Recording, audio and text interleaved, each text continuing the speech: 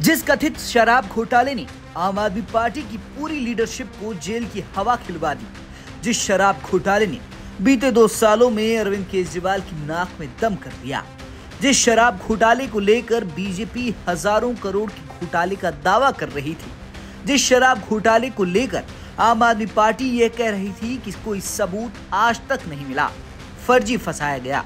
अब उसी शराब घोटाले को लेकर दिल्ली विधानसभा चुनाव से पहले सीएजी की रिपोर्ट लीक हो गई है, जिसके बाद बीजेपी ने एक बार फिर से केजरीवाल को घेरने के लिए शराब घोटाले को मुद्दा बना दिया है।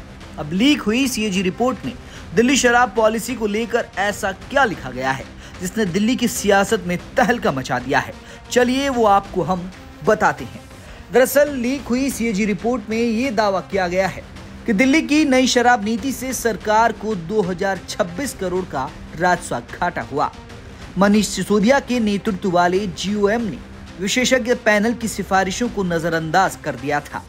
शिकायतों के बावजूद सभी संस्थाओं को बोली लगाने की अनुमति दी गई। लाइसेंस जारी करने से पहले बोलीदाताओं की वित्तीय स्थिति पर ध्यान नहीं दिया गया। एक इकाई ने घाटा दिखाया, फिर भी लाइसेंस का नवीनीकरण कर दिया गया। लाइसेंस जारी करने में नियमों का उल्लंघन किया गया। उल्लंघनकर्ताओं को जानबूझकर दंडित नहीं किया गया। मूल्य निर्धारण में पारदर्शिता का अभाव। कई प्रमुख फैसलों पर कैबिनेट की मंजूरी या एलजी की मंजूरी नहीं ली गई। उत्पाद शुल्क नियमों का अनुसमर्थन के लिए विधानसभा के समक्ष रखा जाना चाहिए था, लेकिन ऐसा नहीं किया गया।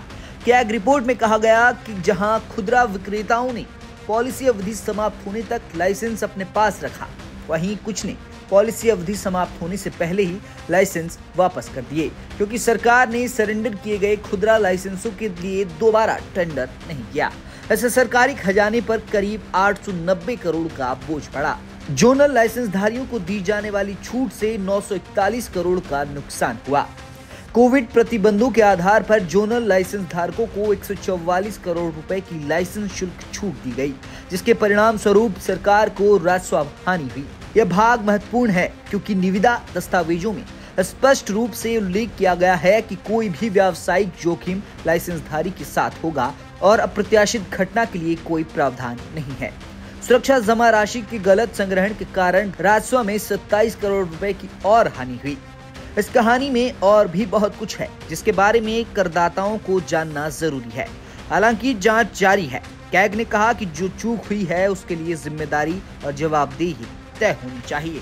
तो कुल मिलाकर लीक हुई सीएजी रिपोर्ट में जो बातें सामने निकल कर आई हैं, उसने सीधा अरविंद केजरीवाल को घेरने का बीजेपी को चुनाव से पहले मौका दे दिया है, क्योंकि बीजेपी इस चुनाव में अरविंद केजरीवाल को घेरने के लिए भ्रष्टाचार को सबसे बड़ा मुद्दा बना रही है।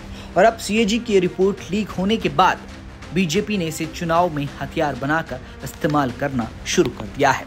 ब्यूरो रिपोर्ट, दिल्ली तक।